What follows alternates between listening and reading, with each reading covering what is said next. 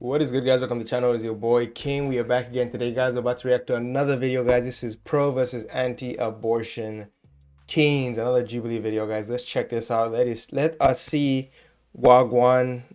Obviously, this is a very subjective topic, very subjective conversation. There is no objective. It's tough to have an objective right and wrong when people have so many different beliefs and thoughts. But today I'm gonna walk you through my thought process on the whole situation as we dissect what these guys are saying. So yeah, let's jump in. And as everyone knows, I am Christian, so you can gather from that what you will. So my take, you understand, probably has a leaning towards one way or the other. So you have been warned. It is what it is. Let's move forward. The slaughter of human beings because you're pro-choice. And I'm standing here in where Strong where a word. fetus You cannot. said killing a fetus, so it's not a strong word. It's really not. And but could I just finish my statement? Yeah, my mind came in with madness. The Mazda. Lord have mercy.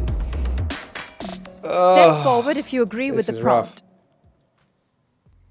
I have had unprotected sex.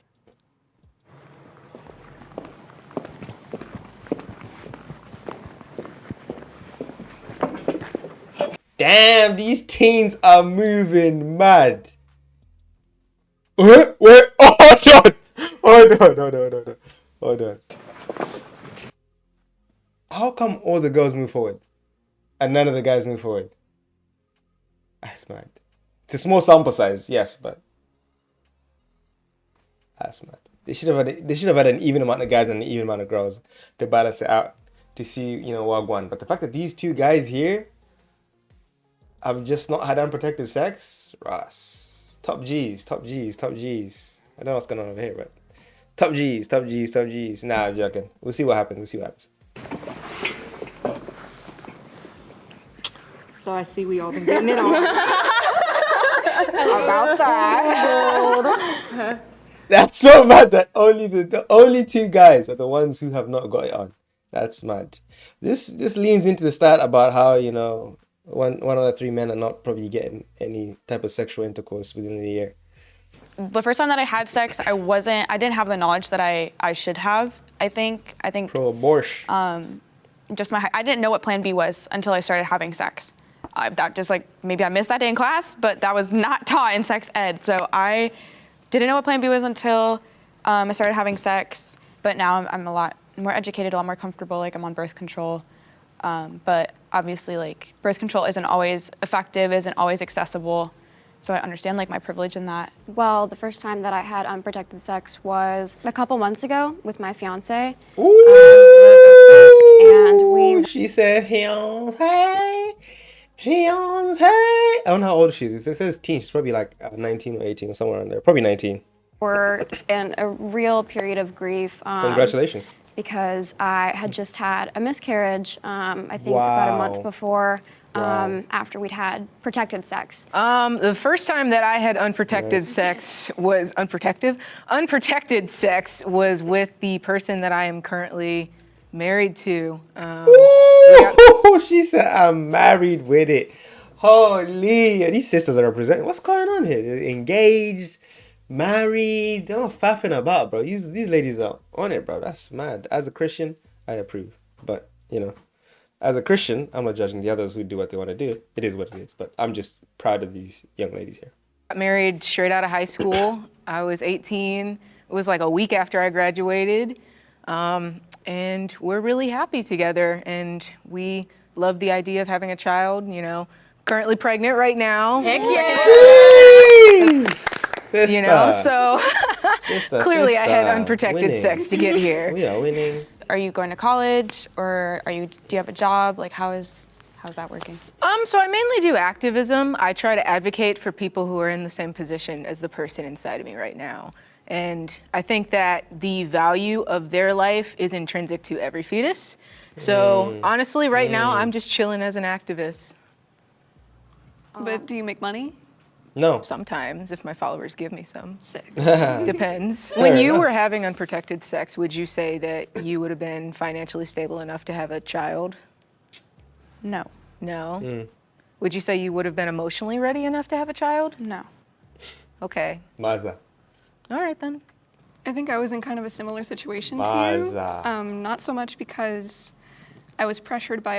So this is one of the situations where you want to point out the obvious, but you can tell from the demeanor, the way a person's dressed these days, usually where they lean on the political spectrum. It's just very, very easy to identify people where they lean based on how they dress. It's very weird. Some of the time, not all the time, like the other two ladies here, you can't really tell, but you know.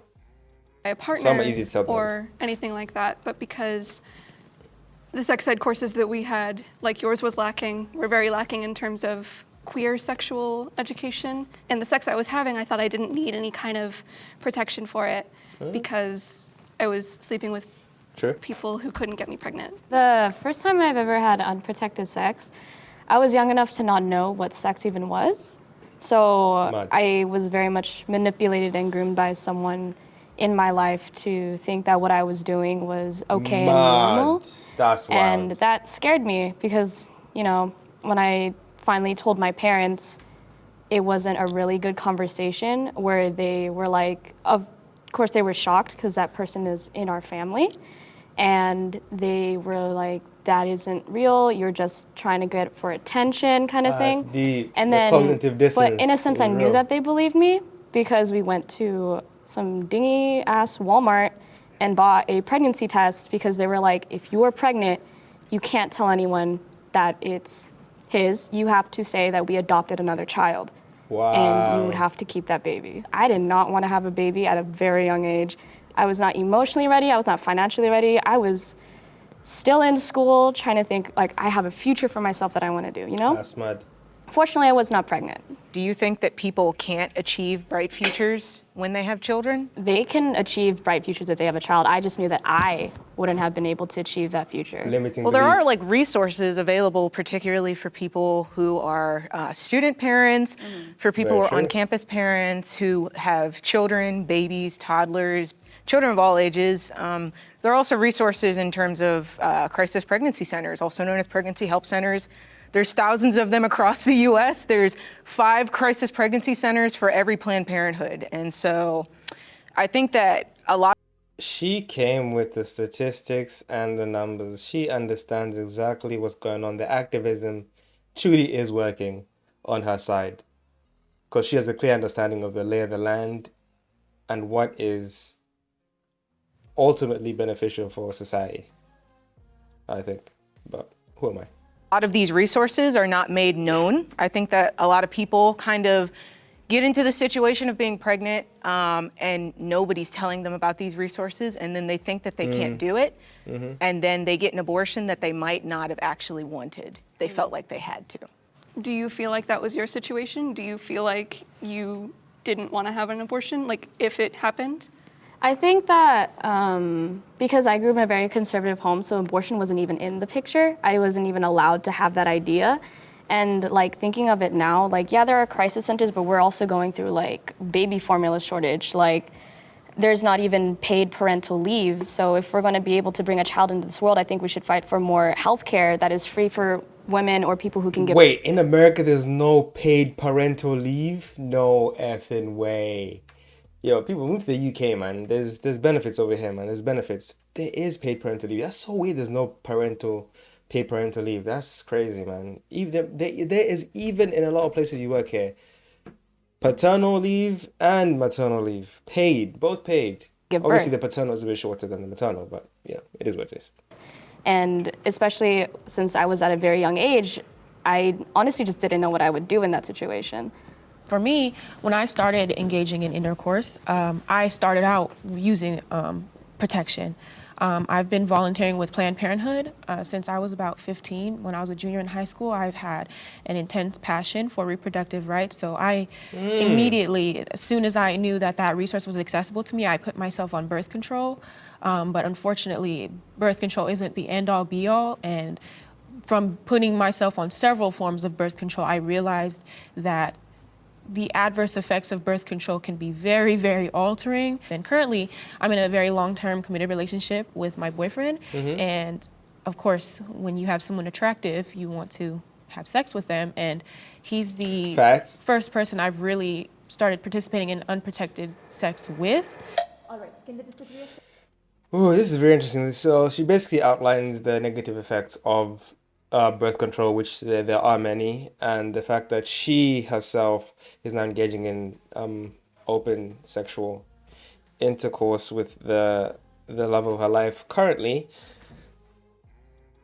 and she's happy that there is that safety net of the abortion because then it allows her to obviously have that, window of escape if anything were to go south in terms of her getting pregnant, which again, it seems, I don't know, man. It's one of those things where like it's hard to talk about this topic without being like, or without being deemed judgy. But yeah, let's just proceed, man. Wait till there's enough meat on the bone to really talk about some stuff here.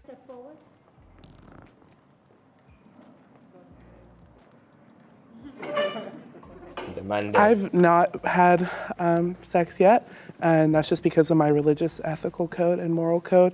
I'm a Catholic. I've been raised in a Christian household, and I just don't see that as something that's beneficial or valuable to my life at this point. There's been times when I've questioned if I was ready and questioned my faith, Not but beneficial. I've always just kind of found my way back to the church and agreeing with the church's teachings. So The risks, the risks don't outweigh the pros. Too many cons, too little pros.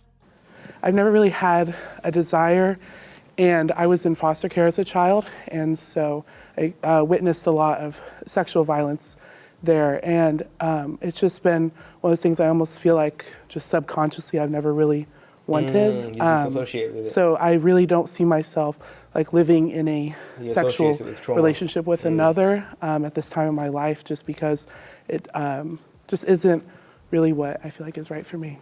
Sort of in the same boat. I'm Catholic as well, but I'm not. Wow, Catholics. Wow. I haven't had sex before. It's not just because I'm Catholic. It's like there are other reasons as to why I haven't, such as pair bonding, and I think just it helps to keep the marital act within marriage because, newsflash, sex makes babies. So I think it's just good for a child to have a mother and father because when families are sort of separated, it causes a lot of problems for children, Dysfunction. especially like with divorce. Now it's like surveys have shown that divorce is often worse than the death of a parent, just because it's just like at least like when the parent has passed, it's like they didn't leave you behind. So I have two questions for you. The first one is where did This is rough. Where do you get the stat? you get those surveys from? I knew it. I knew it. You can guess what she's. You can guess what she's going. You can guess what she's going to say. You can guess what she's going to say. Where'd you get the surveys from, Lord? Let me give you my references. It's like you have to have the references. It's mad. In these situations, if you talk about these things, you actually need the references. You need to have a link tree with all your references of all the studies you have seen and all the studies you look to add to. And it has to be a continual thing where you add new studies continuously. You can't just rely on the same old 450 studies all the time. You have to keep, delving deep in the web of Google Scholar and trying to find as much information as you can. I don't remember. I was just in passing, but She's about to invalidate everything this man said. Yo, fuck your studies, bro. I That's don't fine. really know. The second thing I wanted to ask, you said something about sex always making babies. Well, you didn't say always. You said sex makes babies, and I would love to challenge does. that a little bit because It's not the only reason for like sex. Because like you have the pair bonding and sort of the emotional going on. Man's answering a question he's not been asked. Ooh, he's stressed because the heat's about to come his way, man. I'll try and answer the question. Between the two people, Go but ahead. sort of like the T-loss, the primary purpose of it sort of is for that, but there's other legitimate sort of secondary reasons. absolutely. The reason for sex is to make babies. That's the reason for sex. That's why it's so enjoyable. That's why reproduction. To think that competition doesn't exist for reproduction is just a fallacy. We all exist just to reproduce. Now we have come and evolved to a state where we can really question these things, whether we want to reproduce or not. But again, we wouldn't be here if our ancestors decided to just say, I don't want to reproduce. No. To struggle through life to get to the point where they can reproduce and have a family. And that's pretty much what life is about. Gaining knowledge, learning, passing that information on to the younger generation. Hopefully they build on that information and do better than you guys did in your generation. That's what it's about. Absolutely. Yeah. So you would say that the primary purpose of all sex is babies? Yes. I wouldn't say all sex because there's times where you can't conceive because like the woman cycles, so she's not always fertile. But I think it's just But that is the primary purpose, yes. the natural order of that act is for having children. Okay. Yeah. I think what they were getting at is to not assume that all sex is heterosexual. So Yeah, that is a pretty heteronormative view. I completely validate and respect that you don't want to have sex for you. But for those of us who can't even ever, for any reason, get pregnant during sex, I think it's a little reductive to assume that that's like the reason people would do it. No. That's the primary function of sex in general between two people of the opposite gender, is to hopefully reproduce and make a kid. If two people of the same gender want to have sex, obviously, clearly that does not produce children. So in that case, it's just for pleasure. And that's perfectly fine. I think there's also a difference between reproductive sex and non-reproductive Yeah. sex. Yeah. Like, let's be so for real. There's so many things you can do to not get pregnant and still have sex with somebody. That is I'm true. obviously not Pull out game. Catholic, but I think that, but I think it's also important to remember that, you know, Catholics and people who do believe that sex should be within marriage also acknowledge that there's types of sex, like oral sex, for example, that you don't conceive children by. So Yeah, I think sure. maybe, not to put words in your mouth, but maybe what Luke is referring to specifically is coitus and not Yes, exactly. I think we all had the level of IQ to assess that what he's talking about as a Catholic man is sex between two people of the opposite gender coming together in union to obviously, what happens when you do that without protection? More likely than not, if you keep doing that over a consistent amount of time, you will have a child come through eventually. other types of sex. Yeah, because people can mean different Coitus. things by sex. It's like, It's a very general term. yeah. Hi, this is Sure. Ragini, the director of this episode. Please like this video if you enjoy watching it and subscribe to our channel. Now, let's get back to the video. Let's get back. I have had an abortion. Yeet! Oh Lord, this is a tough one. I had mine about a year and a half ago. Yeet. And I've never felt shame, never felt regret. I've never even second guessed my choice.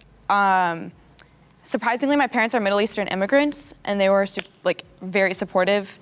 The 9 months of pregnancy isn't considered to be a challenge in its own. It's like, oh, you know, you can give the child up for adoption. Oh, there are like resources, there are crisis pregnancy centers. True. But those 9 months, that's still morning sickness. That's still doctor visits. I had to go to the ER in the very short time that it took me finding out that I was pregnant to getting the actual abortion because I thought I had an ectopic pregnancy because that's what my gynecologist told me. There are so many things to consider. that'd I have been can't go to crazy. school if I'm sick, if I'm already, you know, mental health isn't something that's secure for me. And then on the top of that, I'm gonna have to deal with thinking about this pregnancy. Are people gonna judge me They for are. being a teen mom? They are. I think this is one of the things that people like. People are gonna judge you for anything and everything. The severity of the judgment might differ in different communities, but expect judgment. Judgment is expected because that's what humans do. They judge, they assess, they try and put things in boxes because that's how we've come to evolve and come to survive in this world. Is we have to put things in boxes. It helps us rationalize things and move forward quicker. Only when people had times of peace were they able to really sit down and start to ponder these ideas to great length.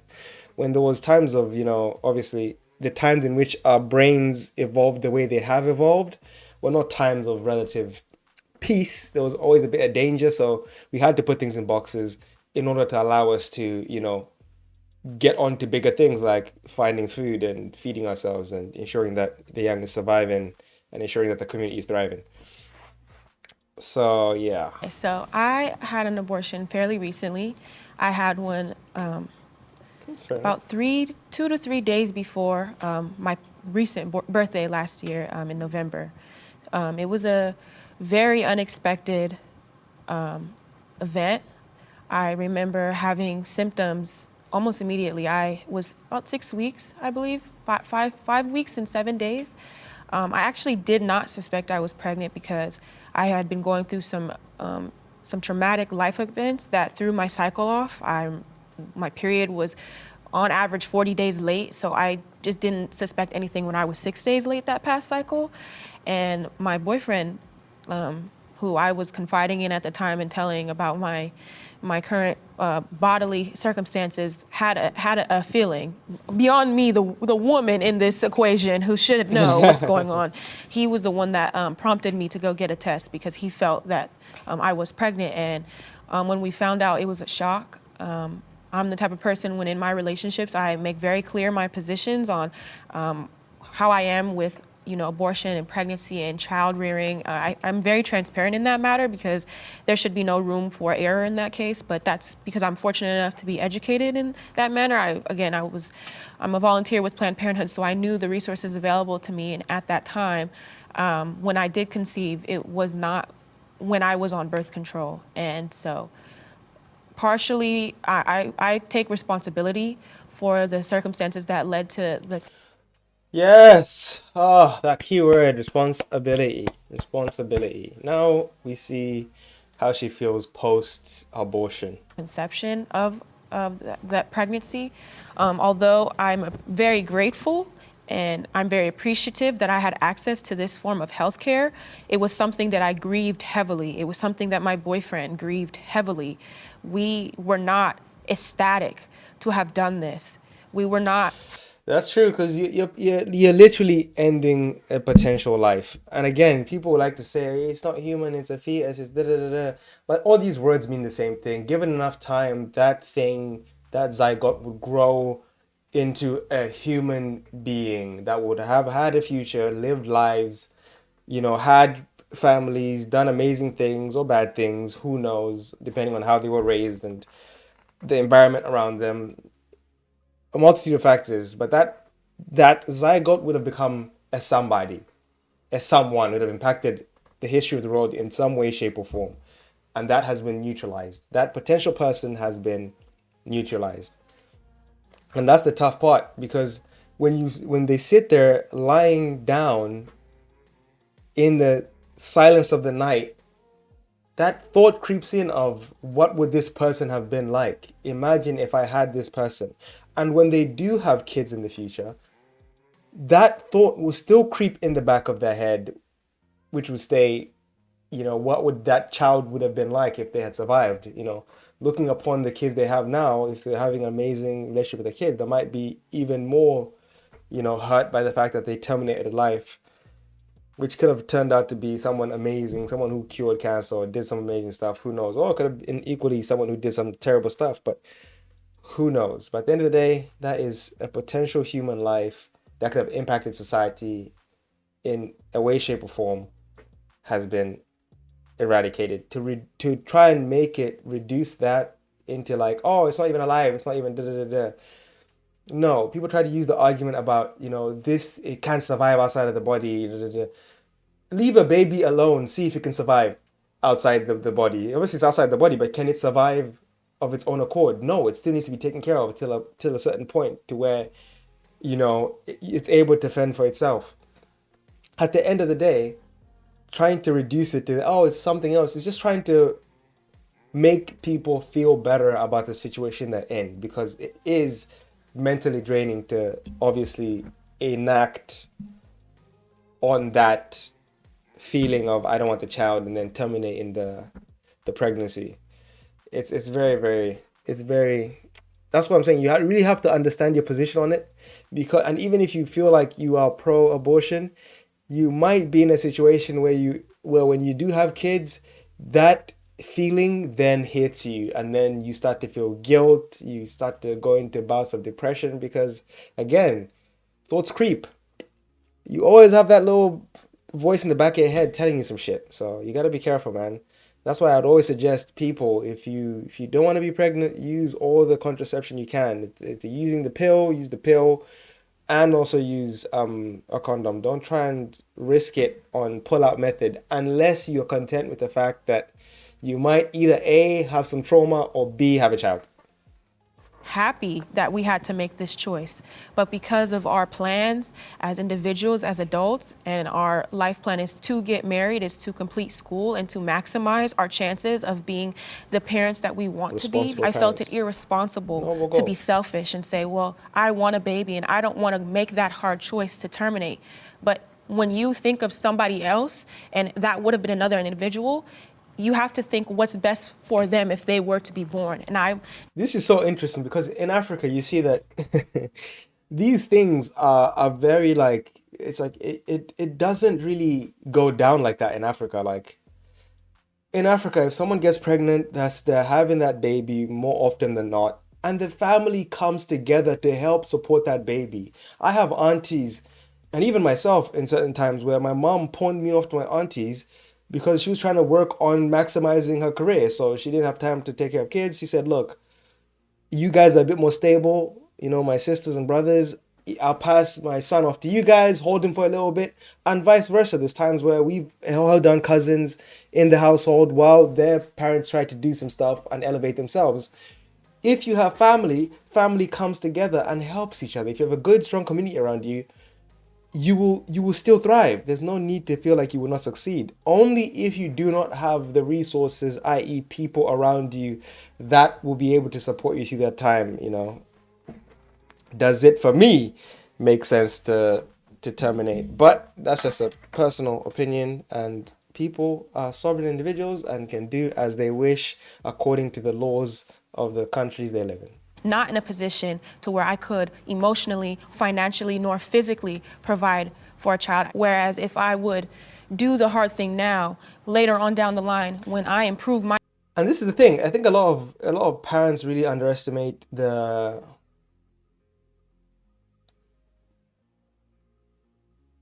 thought process of children, because kids would definitely understand that mommy hasn't left me because mommy just left me and they don't love me. No, or daddy's just left me because they don't love me. A lot of times, if you do have young pregnancies and you pass the kid on to the grandparents or whatever, while you try to chase your education and to find a stable career, the kids will understand that, oh, mom is trying to set up a situation for us to thrive as a family and for us to be better. Like, and more so whenever they grow up and become older, they'll see, oh wow, I really understand and appreciate the struggle that you went through, mom, for you to get us to the point where you got us. That is much appreciated. And a lot of parents think, oh, I don't want to raise my kids in suboptimal conditions, but conditions will never be optimal because, again, there's always risk. There's always risk of you finding that balance of perfect, optimal conditions, and then lo and behold, another financial crisis hits, you lose your job, and you're back to square one. And now what do you have to do? You have to then rely on those resources you'd have relied on if you had the child as a teen. So, you know, my tough out here. circumstances, I can Tough be the out mother here. that I want to be, instead of disadvantaging myself and that person who did not ask to be put in that situation. I commend you for coming in front of like a camera and saying that. Yeah. People are stronger than you think. My parents don't even know either. I think people don't. A lot of people are stronger than we think. We should really encourage people in strength and not try and promote weakness in people. Like, it may be tough, you know, but you get through it. As all tough things, there's hardships that everyone has to go through in life. They're unavoidable, but the point of life is to persevere and get through it and learn something so you can pass those lessons on to the next generation. Either. Yeah, mine don't either. I I need to figure out a way to tell them. yeah. I'm just gonna block it to Jubilee from their myself. YouTube. Lord have mercy. This is mine. Mazaline, keeping secrets from the family. I just want to say, first of all, thank you for You gotta be open with the family, people, because those are some of the only people who might possibly love you unconditionally. The highest chance of anyone loving you unconditionally is your family, your immediate family. sharing those experiences with us, because I could hear in your voice, even though I couldn't see your face. It's was tough. difficult to share. And I'm so sorry that you had that period of grief and those experiences. Thank you. I've miscarried twice, and taking the abortion pill, I know, though it is a different process, it's not dissimilar in the function of it to a miscarriage. But you did say something that I thought was interesting. You said you think push it's back. selfish to bring a child into a situation where you know that maybe you're not It is not selfish. This is funny because, again, both situations could be deemed selfish, because I know what she's about to say. the act of you terminating that child for your own financial gain, when you could when you could essentially do both, if your parents are supportive and they do love you and they will support you, is in itself selfish, because you're trying to do something. In your mind you rationalize it as selfless, but in actuality it's selfish. Same with the people who give to charity. In your mind you rationalize it as selfless, but in actuality that selfless act makes you feel good, hence it is selfish. So yeah, economically stable, or you're not maybe in the best emotional state to have a excuses. child. And my mother has 5 children. And when I was born, my father was leaving. He was abusive.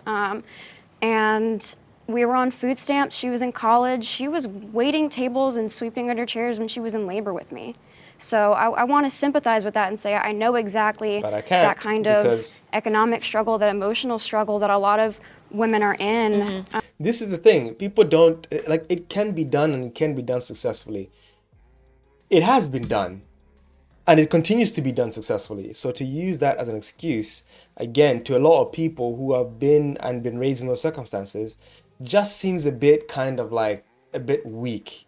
Obviously, everybody's experience is valid, and if they think they can't do it, then fair enough. It is what they do. But to a lot of people who have seen and lived through those circumstances, it's perfectly valid. Like, they feel like kids need all this stuff to be happy, and they really don't. Like, in Africa, when I had nothing, it was potentially the most happiest times of my life, because everything meant so much more. The little things meant so much more. Eating fried chicken was like a glorious event that we had every Friday, because like, oh wow, it's chicken time, it's chicken time. Happiness was that much more, because again, life was simple, it was basic. You didn't have to think about too many things. Like, it's so crazy. Like, life of abundance, of true abundance, is likely to lead to depression if that was not earned through hard work. But I don't think it's fair to say that people who are in poverty, or people who might have mental health or emotional issues, are selfish for bringing children into those situations.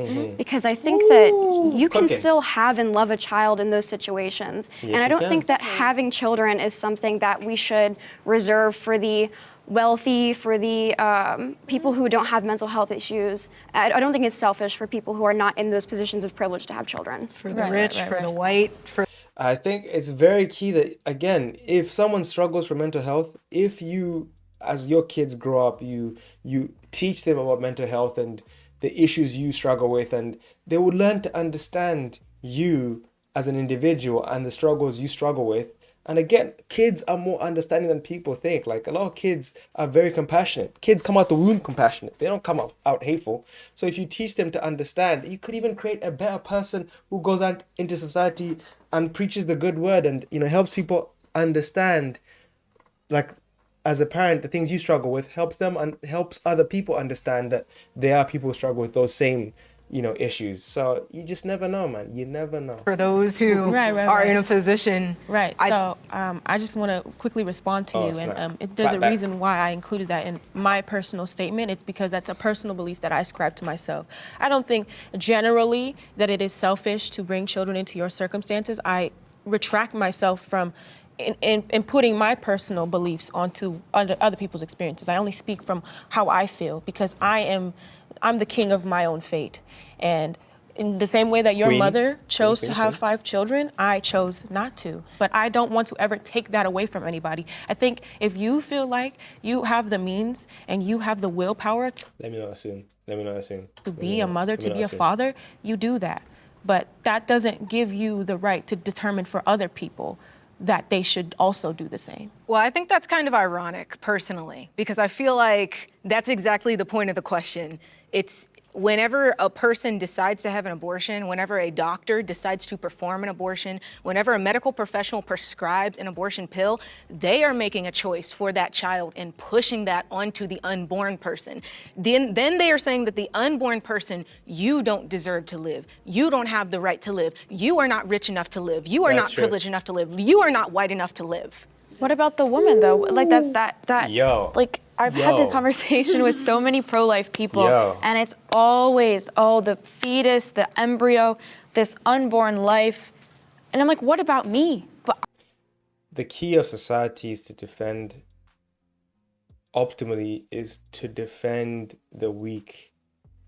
And if we can't even defend those that can't defend themselves, then what are we really doing? I was actually going through it. You can have all these hypotheticals about you're pushing this onto the unborn life. First of all, they never existed. They are not It's not even hypothetical, but aware of their existence. It's not a hypothetical about what they could have become. we can't know if they're not. This is one of the things, like fundamentally, we don't even understand consciousness. Like, we don't understand what consciousness is.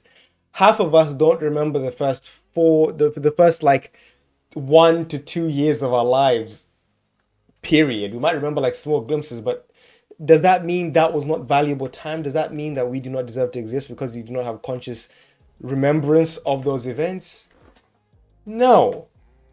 No, it doesn't. So this argument, again, is just for me personally, is not strong enough because, again, when you are that 1 to 2 year old child, or whatever months, 0 months to like 1 year old child, you're not going to remember any of that by the time you're like 10. You don't remember none of that. You don't remember none of that. But so does that mean you are not conscious? We don't even understand what consciousness is, let alone how it manifests and why we as humans have the ability to understand our place in the universe, and we try to wrestle with the fact that why are we here? Like, these are tough questions to ask, and to almost minimize the zygote to the point of like, it doesn't even have consciousness. Like, we don't even understand what consciousness is on a fundamental level. We could assume what it is, but scientifically, there is no definitive of this is what consciousness is. We don't know. We actually don't. Become, or you're not giving them the right to life. They never existed. First of all, they existed. They Scientifically. did exist. They existed. Yeah, scientifically, they existed. Once that egg was fertilized, those cells start to replicate. And eventually you have a life. So they did exist. 1. 2. Let's see what she has to say. Scientifically, an unborn fetus matches all of the qualifications that NASA has for a living individual organism. Yep. Secondly, I'd like to say, what right does anybody have to mitigate the outcomes of their own mistakes by oppressing another human being inside of them, by using unjust violence and excessive force against a peaceful being inside of them? What about rape or incest? I got pregnant from rape. 4 years ago, I got pregnant from rape. I was raped for years of my life. I have physical symptoms of that. I have reproductive issues as a result of it. And this is the key. The trauma from the rape will not undo. The trauma from the rape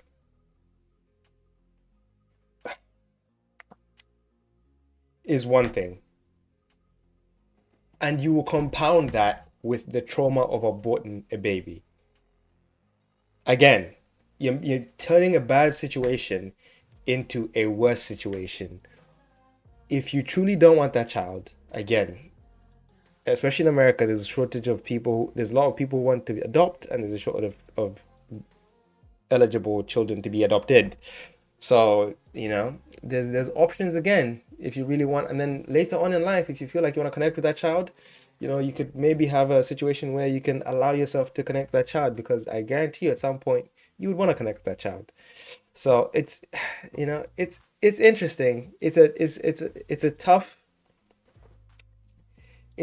line to toe, because again, this is very personal to the individuals involved in the act. And a lot of people would say, "Oh, well, yeah, man, you can't talk about these things." And if that's the way we move in society, where like, if you are not of a demographic, you can't talk about said demographic, then we're gonna have a tough time in society moving forward and understanding each other. Because if I don't need to understand you because I can't talk about you anyway, so why do I need to understand you? Like, it's a bunch of nonsense. Like, we can communicate as individuals as we share the planet Earth to try and hope for a better future for all of us. Of that, but I think it's important to say that babies like my daughter Rachel, as I talked about before, and babies like my daughter Mira, who I got pregnant with consensually, are the same. They're DNA-wise, there is nothing different in the DNA, the human DNA, between a baby who's conceived in rape and a baby who's conceived consensually. So you're telling raped women that they should be having their children? Are you going to make that decision for women that are raped just because you... No, you're not making, like, we're not making the decisions for the people, but we say that you should probably, have the child and give that child, because that child has done nothing wrong. So to then, terminate is a bit, it's a bit mad. But Your experience, you think that it ended up being a good idea for you to have these children? Are you then going to stand here and say that all raped women should have their children? Are you going to stand here and say that children who are conceived in rape are somehow different than children who are conceived consensually? No. It's almost like a red flag. Like, you're trying to say those children conceived in rape are less than and do not deserve a chance at life because of someone else's wrongdoing. Because I don't see a difference. Then why are you bringing it up? I would also Ooh, that was cold. That was cold. Hey, she shut that shit down real quick. Holy. say that abortion is not evidence-based Holy. care for rape victims. There's no research that shows that the outcomes of rape victims getting an abortion is better than those who do not. So Yeah, if we want to true. go purely based off of medical science and evidence-based care, It compounds. No.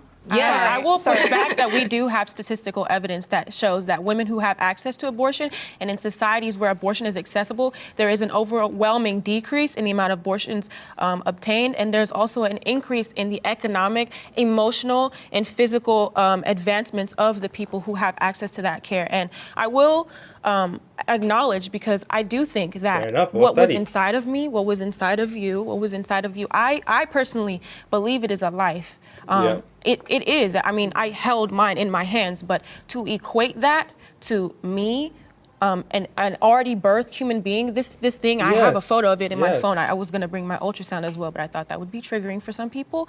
But what I possessed in my hands when I took it out of my pants, when I expelled it from my body, I think it is ludicrous to equate that to me. No, it's not. No, it's not. Because afforded the same opportunity, that so-called thing would have come. We all start there. So for us to negate that thing is human is ridiculous. We all start there. For us to negate that a tadpole has the same value as a frog. For us to put value on human life at different stages is ridiculous. It's ridiculous. It is ridiculous. Head, there was no arms, there was no legs, there was nothing there. How far along were you? I was 5 weeks and 7 days. You were 5 weeks and 7 days? Yes. And I that, had the privilege. Do you know that at 5 weeks a baby has a heartbeat? It does not. First It of all, does. It does not. It has a two-chambered heart. no, heart Controversial. cells It does can not. beat in a petri dish if you remove it. Heart cells, it's electrical impulses, but I mean, when we talk about life, and this is my personal opinion, I don't think when you draw the conclusion of what is life, I don't think that is a legal question. I think that is a moral and philosophical argument. That And is when a you moral try question. and establish what is life, I mean, there are plenty of instances where we acknowledge that there is life, and yet we make decisions for them. When people are brain dead, we acknowledge that there is life there, and yet they are dead. I feel like when you try and say, well, this is life, so therefore it is deserving of rights, we extend more rights to someone who is hooked up to a machine, keeping them breathing without any conscious experience, and we extend to them more humanity than a woman and her body. And my argument is simply bodily autonomy. I think in no It's just one of those things where we should afford equal value to individuals, regardless of what stage of life they're at. That's how I see it. We should ascribe equal value. Obviously, people can have different opinions. That's perfectly fine. But personally, I feel like we should ascribe equal value to humans at different stages of their lives. Equal value. Because again, given the time, as you were given the time as an individual, they will be able to do great things too. circumstance shall we force somebody, should the state, I should say, should the government compel somebody to use their body against their will, even? But again, there are things you can do to, like, you don't have to have the sex. That's the thing. You don't have to have the sex. And this will allow for people to actually be critical in who they want to reproduce with, and thus most likely will probably bring back more stable family structures than us just having this abortion thing ready to go. People will be more discerning in who they pick to have intercourse with, and let alone who they pick to have unprotected intercourse with.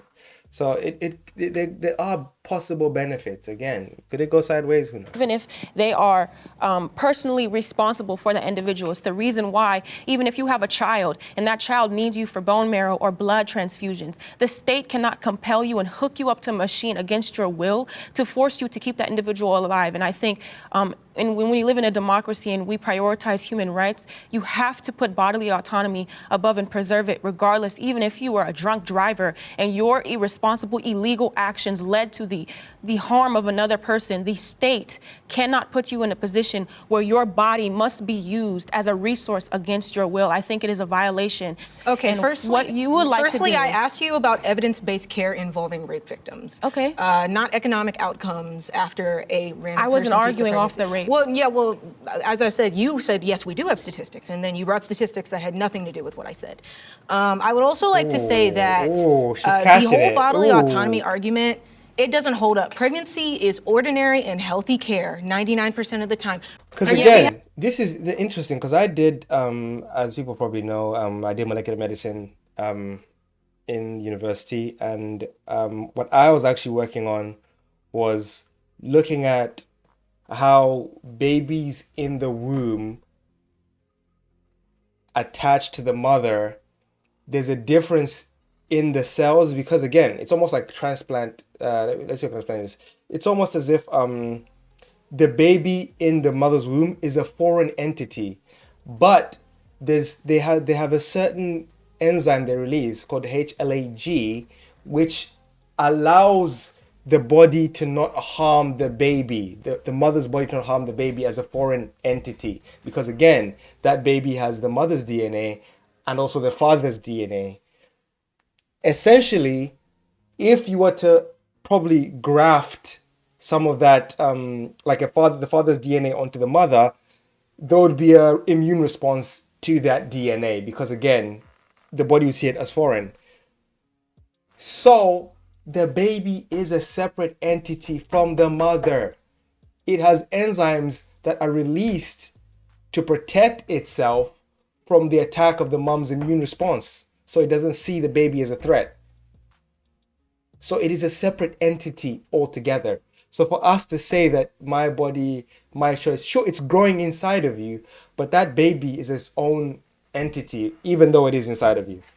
It's not comparable to hooking you up to a random person. Your offspring is your child. They are genetically and emotionally related to you from the moment they are inside of you. My baby is literally grimacing right now inside of me. They can make squint faces.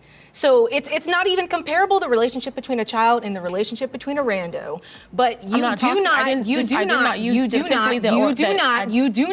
Oh, she said, you're not talking over me. Let me finish my point.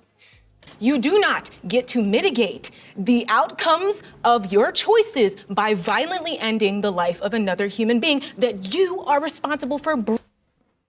Just on a side note, while I was talking about that HLA-G, and it's interesting because also we're looking at, well, in my research, what I was looking at was how HLA-G can be used, or how we can hopefully use that protein to be, or trigger that protein to be almost excreted by cells that are used from like organ transplant. So if you transplant an organ, would it be possible to allow that organ to excrete excess amount of HLA-G, allowing it to be protected from a potential immune response? Because you do have cases where you do have an organ transplant, but after a couple years or that organ fails because again the body starts to recognize that organ as foreign entity and then attacks it.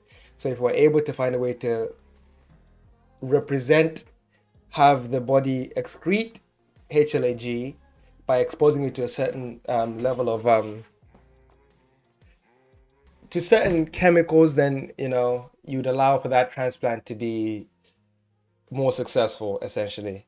But yeah, just a side note onto my research. But anyway. Bringing into dependency on Even if I invited someone into my own home, a friend, a family member, I have the means if I choose. If I tell them I do not want you there, by my own choices, I allowed that person into my home, into my space, into my domain, and then I change my mind and I rescind my consent. We have the ability. It's called self-defense. And I'm nowhere near arguing that pregnancy. Yo, you basically said the baby is the enemy and we are about to kill this motherfucker. God, they were about to kill the, oh, Let me Lord. clarify now before you jump to conclusions about what I'm saying. Exactly. You have no issue with, and again, I'm not saying that pregnancy is the same as self-defense, but in those arguments, even when you put yourself and you put another person to a state of dependency, when you invite them into your home, you have the means to remove them. And I think when it comes to your body, and I'm just arguing in terms of the state, there's a lot of things that I disagree with in terms of like people smoking cigarettes, because we have evidence that shows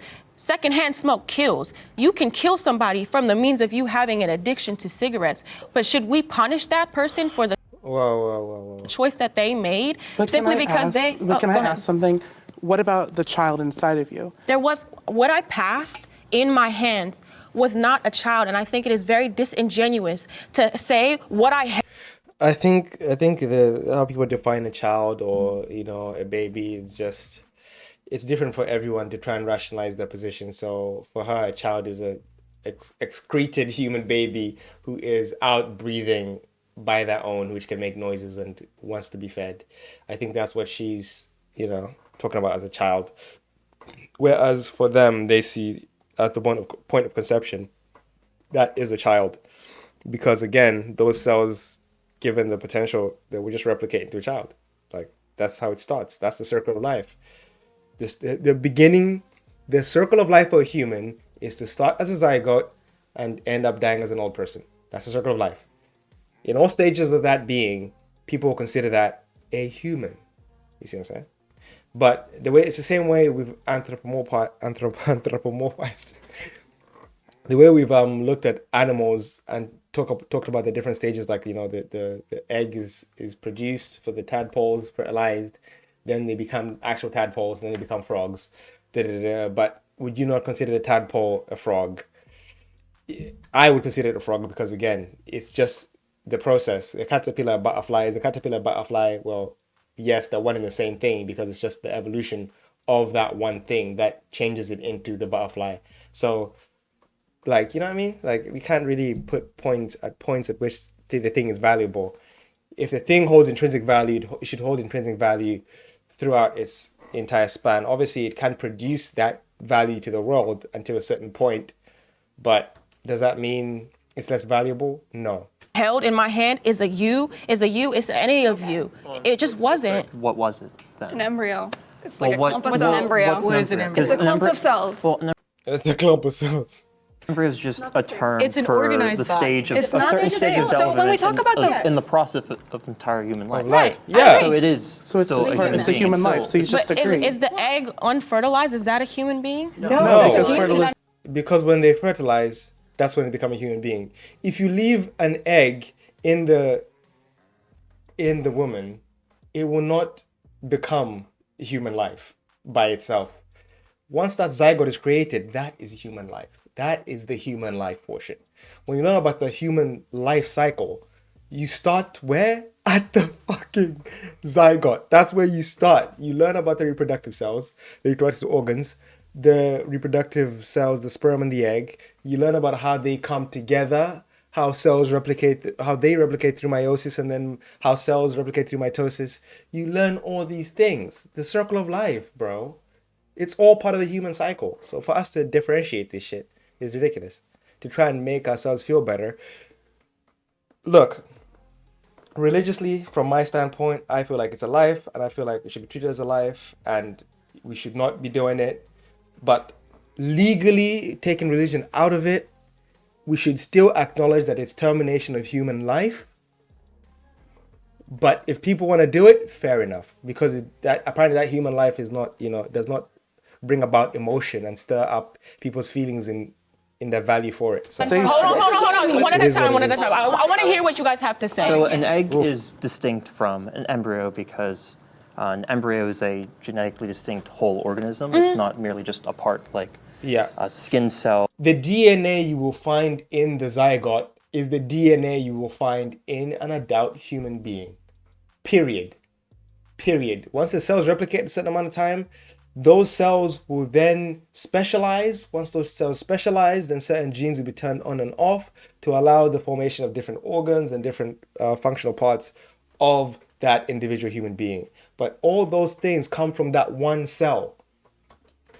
Egg, sperm, because we can tell that because if you were to apply the net test, so like any amount of nutrition, any environment, or any amount of time, like an embryo will develop into a mature member of its species, but sperm, eggs, skin cells, tumors, they're not going to develop into a whole organism, so it's not the same thing. Oh yeah, of course, I do. I absolutely agree. I Defeated by the logic. think an embryo is a stage of development, but I don't think you afford that stage of development the same human rights that you would a full-grown human being. It's the reason why we. It's not full-grown human being because a baby's not a full-grown human being. A baby's not a full-grown human being. A full-grown human being is like at the stage of an adult. When you hit like 25, when your brain is fully developed, that's when you could say it's a full-grown human being. There's all that stage. Like we afford the same rights of human life from the baby up until death.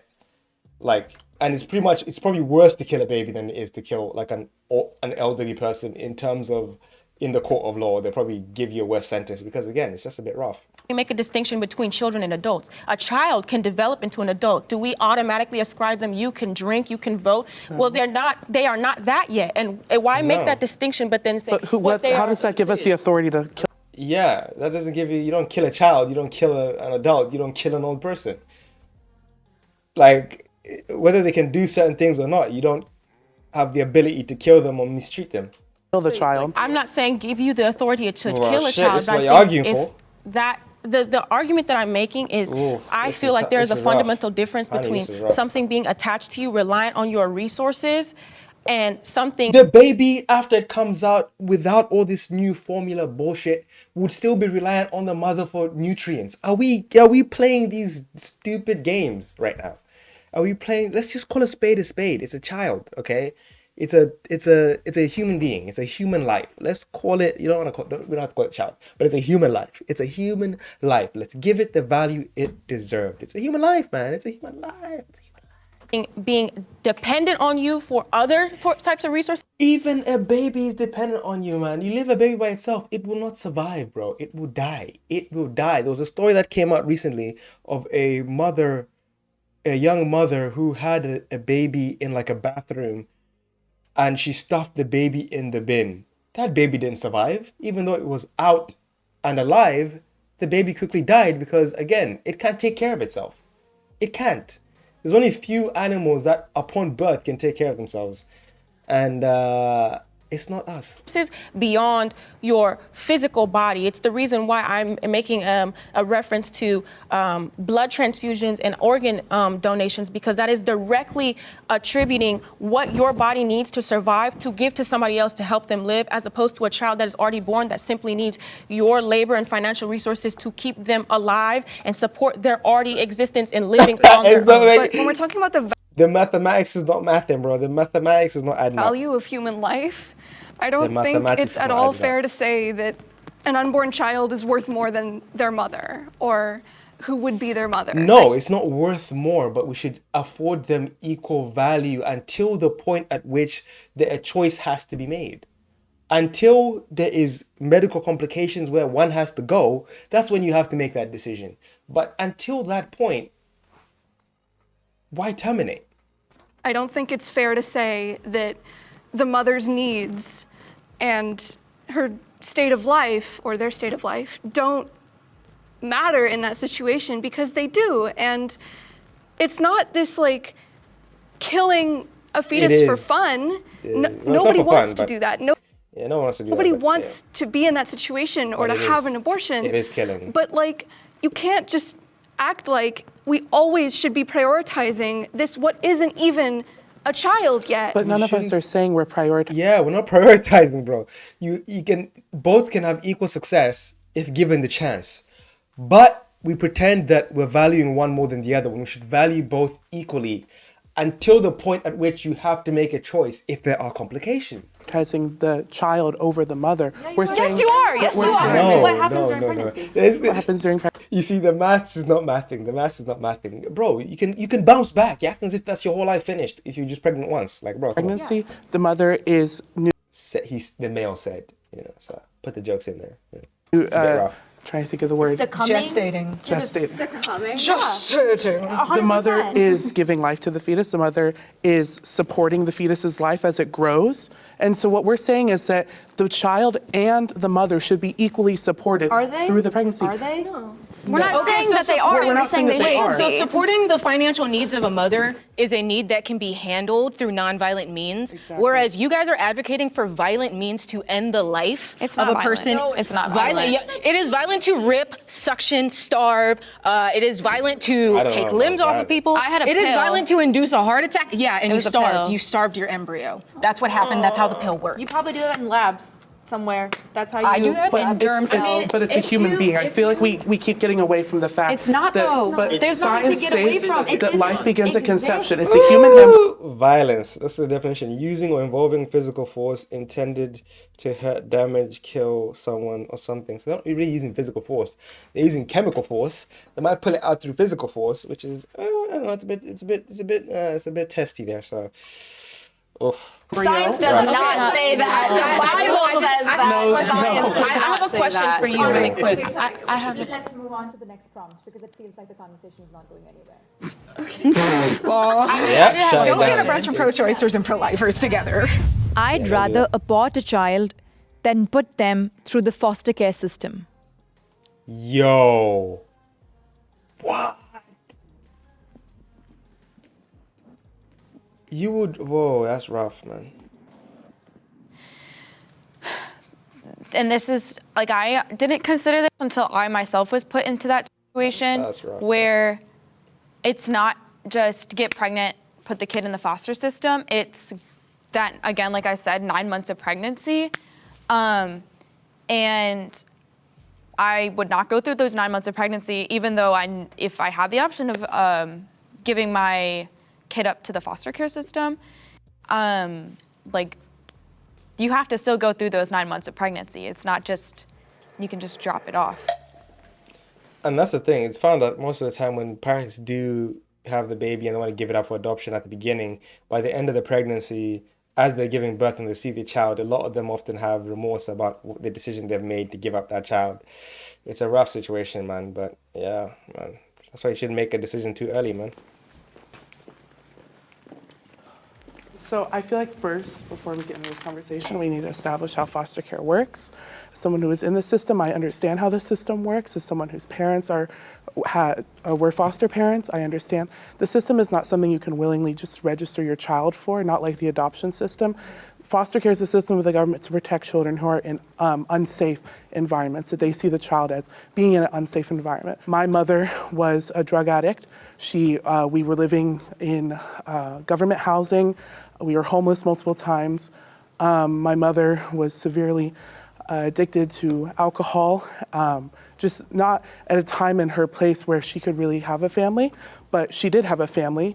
And so my grandmother came and watched us. And my grandmother, over time, just really was convicted, because she was a devout Christian woman, of the reality that this is no environment for a child to grow up in, and she wanted to do something, if anything, to help us have a better life. And she knew financially she could not take us in, but she wanted to do something. So she called CPS, and CPS came and took me and my siblings away.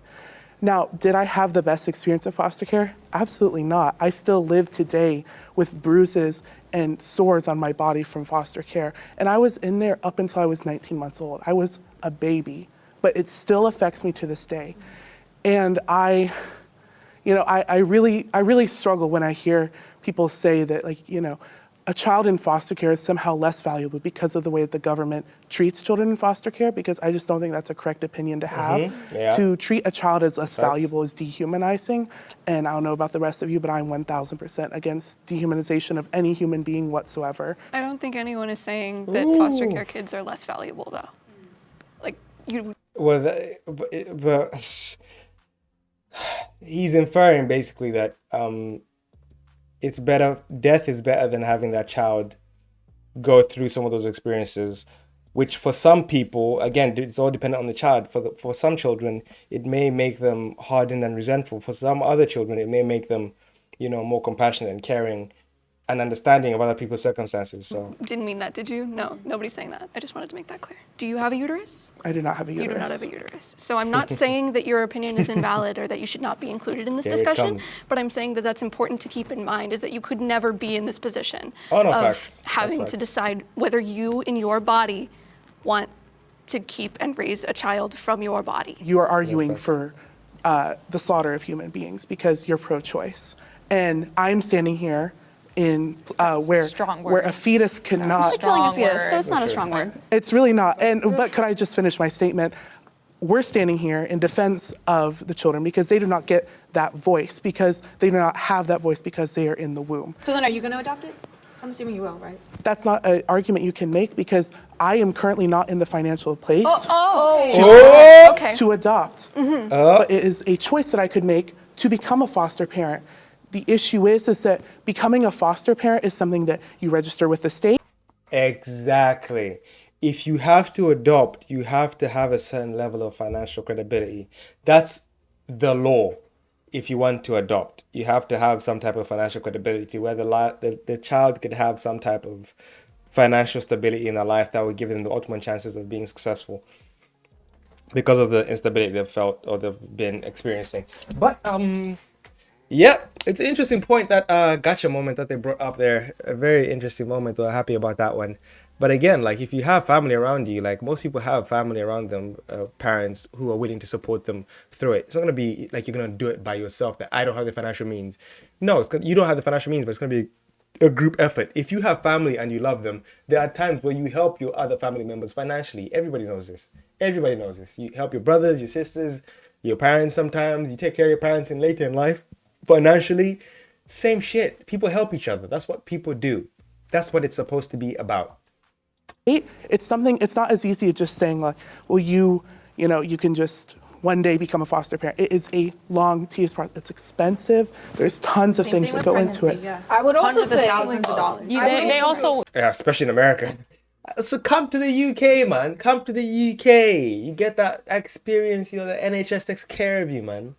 Takes care of you through the process. America just seems like a cesspool of money, hungry, just degeneracy, bro. You guys had something to say We're as talking well. about like who should have a voice in this discussion, but it's like the unborn don't have a voice. They're not yet able to She have is a tired of this unborn topic. She's dying inside. voice, but they are still human. I feel like, yeah, she's over it because she doesn't want to accept the reality, because if she accepts that reality, then there is guilt that would be associated with that reality. So again, cognitively, again, the brain does this, and we understand that the brain does this, that it tries to protect you from trauma by sometimes refusing to acknowledge certain things, because it will become like, it's almost like, yeah, you don't want that cognitive dissonance where you feel like you have been lied to and you have been purporting lies to other people. So you put your feet in, dig your heels in, and you will defend a point 10 toes down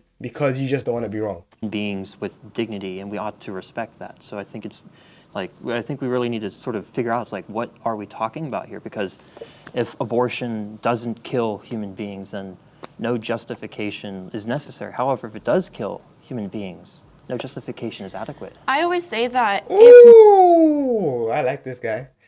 if murder was happening at the rate that abortions happen at, it would be Armageddon. Like, it is just absolute. Women, I think it's like a quarter of women will have an abortion in their lifetime. If that was happening, if an eighth of the population was being murdered, then it would be the purge. Why do you think we're so distraught, though?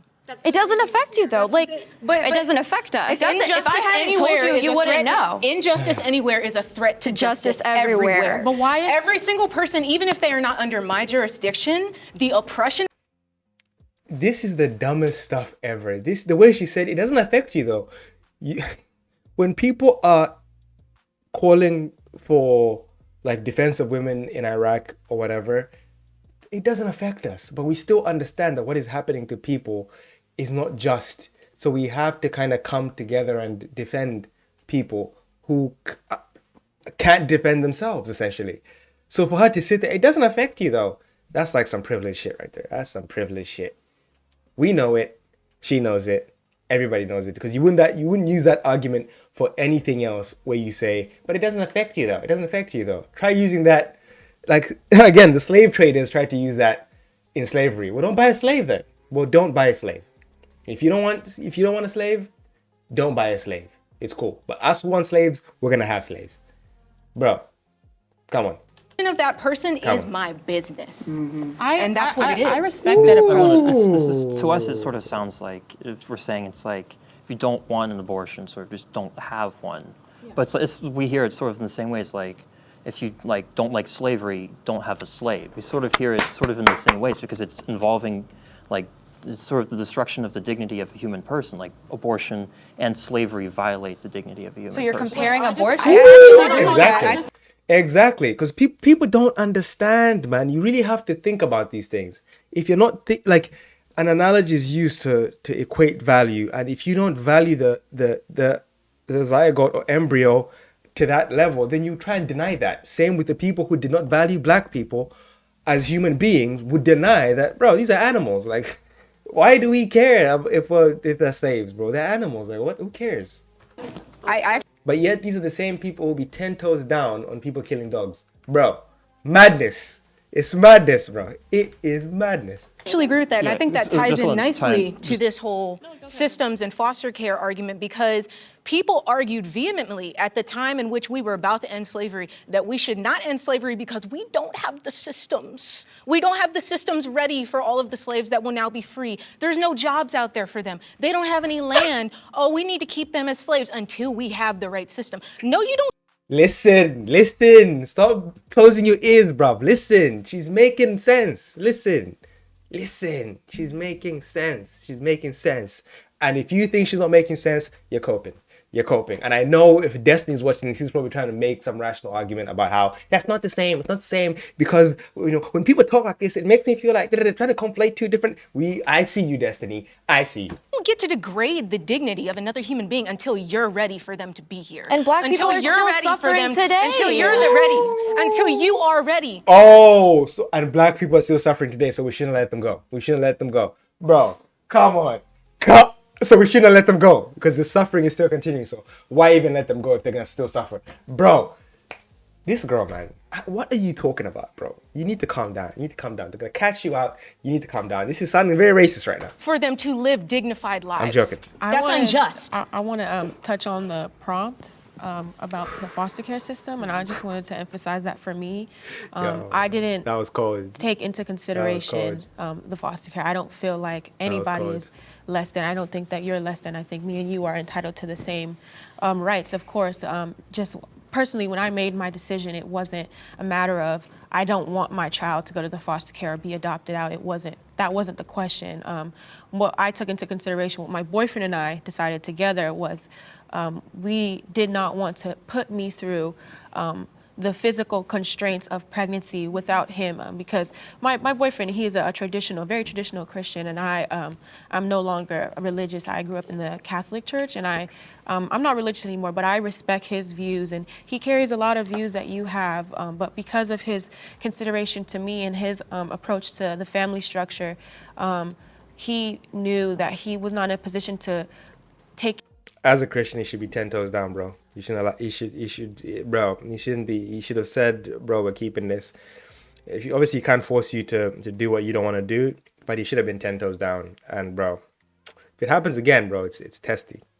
Care of me in that vulnerable time. In the weeks that I was pregnant, it was extremely hard for me. It was mentally and physically draining. The changes that were going on, it was to the point where I could not participate in the daily activities that one does, go to work, feed themselves, get out of bed.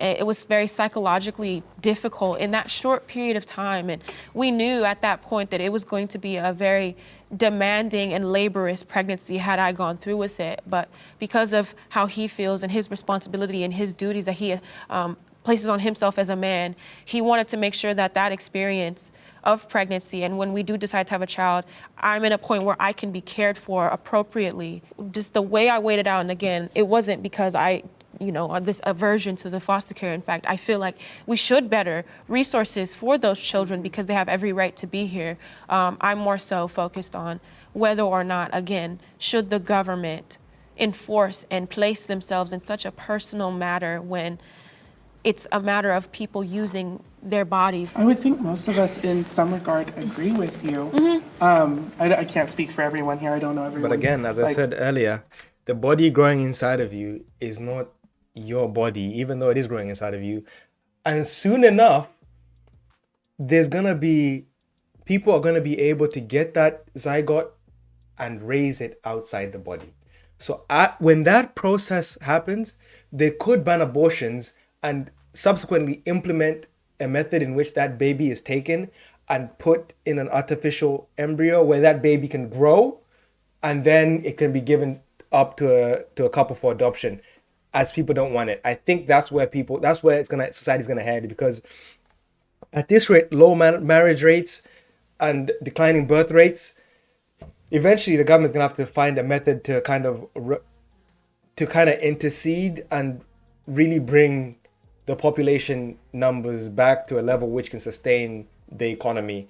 And I feel like I read a study the other day, or an article, which was talking about how in Japan they're close to having these artificial embryos. I think they might even have done it, at having these artificial embryos ready. And I'm guessing at this point they're gonna probably just go to sperm banks and egg banks, and people would donate and just kind of buy that shit out and just make babies and give those to people who can't have children naturally, or the state might have places where they raise these kids themselves in hopes of repopulating the country, bro. It's gonna get crazy right now, so I don't know, man. It's looking a bit techie, so who knows which way it's gonna go, but various political beliefs. I Yeah. think most of us would agree with you, and that's why we're pro-life, is because we see it as that's what. Once they're able to have those artificial embryos, abortion might be a thing of the past, to where you can still have it, but it'll only be a transfer of that zygote into an artificial womb to be then given up for adoption. The government is doing to children in the womb. The reality that the government could have just, because of the way that the government works and because of the way that the abortion system works, the reality that I just could be non-existent and not exist at all is horrifying. And the reality that my memory, my life, my genetic makeup, the people that fought for years to give me rights, that can all just be erased. Is horrifying. But it would have never happened. It's not like it happened and then like it was erased. Like I was conceived. My mother had the option to abort. Yeah. Therefore, it could have happened. Parents should be informed True. if their teen is seeking an abortion. Yes. Yes. So when I was being sexually abused, Because this offers the opportunity for the parents to show their support. And so you know where your parents stand in relation to this situation. If they're willing to help you raise this child, and if you know your parents were good parents, you know they're going to be able to help you raise this child adequately and bring them up in a way that is safe and, essentially amazing. So this is interesting how the one girl over there who seemed a bit racist earlier, that's a joke, is just chilling by her parents ones. didn't know. When my rapist found out that I had a pregnancy scare, he was like, I will f***ing kill you. If this is the situation, I'll kill you. And I think that if I had gone into an abortion facility, as many girls and women have, and been forced by my rapist to have an abortion, I think that this is another I guess, part of a system where mandatory reporting fails, as it has many times in abortion facilities, particularly in Planned Parenthood. Parents need to be informed if their child's being sexually abused, and because mandatory reporting often fails in this way, because Planned Parenthood is a business and they make money off of what they do, I think that it's really important for the parents at least to have this knowledge and to have this understanding. Yeah, I think it's a really kind of tricky situation and topic to discuss, just because there are so many, there's such a breadth of situations that can occur and have occurred. And I'm so sorry for what you went through, by the way, but that situation is really awful, and it definitely highlights how having parental oversight is really good and caring, important man. You in can certain see in the eyes, situations. man. She's very but also, empathetic. there are situations where young people are in situations with abusive households, abusive parents, who, if they found out that that But just not for the teenager, zygote. that child was attempting to do something to care for themselves and to help themselves live the life that they need to, or for their health, or whatever reason they might have for doing it, they'll be prevented from seeking care of any kind, not even just like an abortion. They'll be prevented from seeking any kind of sexual wellness care, health care of any sort, because their parent is aware that they were looking for that kind of support. And I'd like to go off of what you're saying. I agree full-heartedly that there are different situations where it could be dangerous for the individual to tell their parents, and that's why I think pregnancy resource centers, which is what we support, are such a valuable tool, because they have the right to put protections over this young individual or older individual. And if they are in an unsafe situation, they house them, they feed them, they get them a job away from the area where they are. You know, they do stuff to help, but also those situations and the situation where the child was conceived in, that child still has value. So that's why I'm a firm believer in protecting both the mother and the child. I mean, I would also like to say that, like, as much as young people don't like to hear it, and as much as I didn't like to hear it myself, because I had, you know, a messed up household, because I had a parent who was not a safe parent. I think that parents have rights. Uniquely, like the Ohio Initiative for Choice right now is trying to attack parents' rights, trying to make it so that people can get medical procedures or supposed medical procedures in abortions and not have to notify their parents. And there have been teenagers and young women who have died from abortion procedures. We have people that go and counsel outside of Planned Parenthoods and abortion facilities, and we've seen, like we've documented, reported to the state, suspicious behavior of people bringing busloads of minors in to have abortions.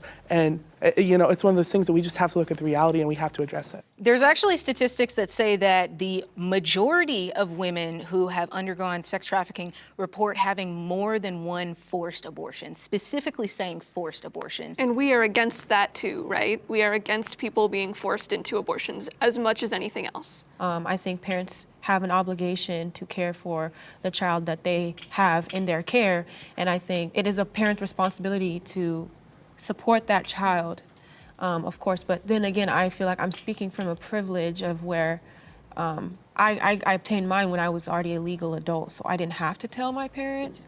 I just know for me personally, because I went to Planned Parenthood to obtain my abortion, and even when I obtained my birth control and my routine screenings from them, some of the questions that they always asked me was, are you safe? Are you in a safe situation? Are you doing this because you consented to it? When I obtained my abortion, they asked me, is someone forcing you? And they have signs all over in the clinic telling them, or telling patients that they are obligated to report if you are being sex trafficked or abused in some way.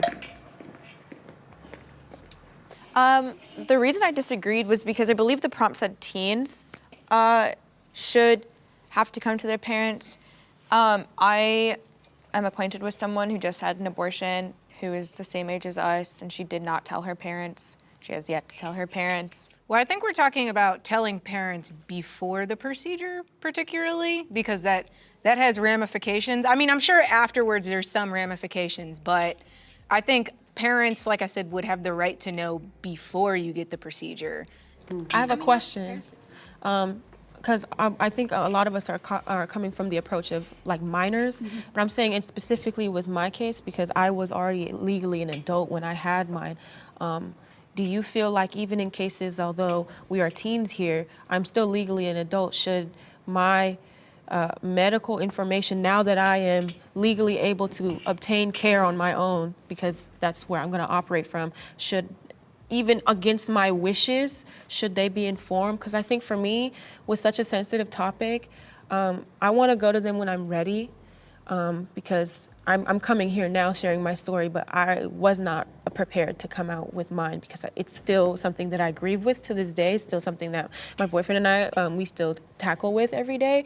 But I just don't agree with the idea that even though I'm a teenager, I'm still an adult and I should still have my choice to not expose my private medical information to my parent if now that I'm willing and able to make that choice. I think people should want to discuss things with their parents, because again, your parents, especially if your parents, you know, are caring individuals and they have shown you great care.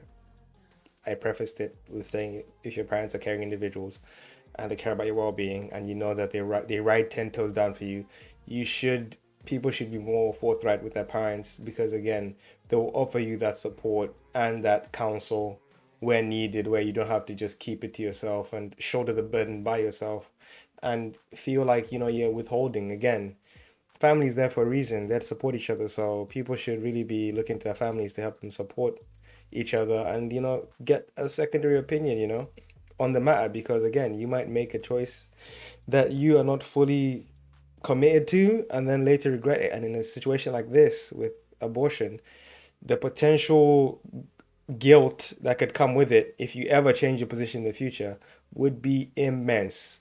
So knowing that you should really try to cultivate greater relationships with your family members and or your friends as well, you know, just be open to those around you. Choice that should be violated. I think that we would all agree that, like, for an adult, you know, no, if you're a legal adult, you shouldn't have to tell your parents. However, I think we're specifically talking about minors. Okay. Do you think it's possible to find a middle ground on the issue of abortion? No. Not possible. No. I think it's possible. No. I think there's some ways to find some middle grounds. Yeah, I think we already have here today on like certain parts of it. But that's on parts of it, not on the abortion issue itself. Yeah. Thank you guys for Yeah, your you time can. and your vulnerability. I appreciate hearing new experiences. Oh, what is this? Pro versus anti-abortion. This is just like normal aged people. Lord, that must be an intense one. I'll probably check that one out later. Very informative, this one, guys. Thank you for checking out the video, guys. Let me know what you thought about this, whether you're pro versus anti-abortion, and let me know why you are in that position, why you feel the way you feel. And yeah, we'll progress from there. And yeah, guys, don't forget to like, comment, subscribe, and share the video if you enjoyed it and you thought I brought up some good points. If you thought I was stupid, let me know in the comments too.